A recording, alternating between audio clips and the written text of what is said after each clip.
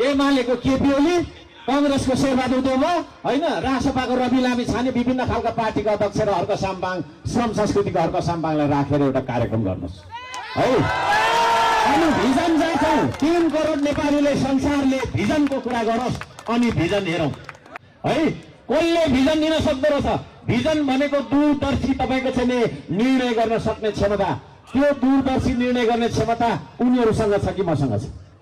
जाँचौँ है। अनेक परीको media trial गरेर मान्छेलाई के अरे लडाउने, के अरे जुटाउने अनि भ्युज कमाएर डलर कमाउने तर्फ नलाग्नुहोस् मिडियाहरू। सक्नुहुन्छ भने कुनै राष्ट्रिय मिडियाले हामीलाई पार्टीका अध्यक्षहरूलाई राखेर एउटा कार्यक्रम गरोस् है, कार्यक्रम गरोस्।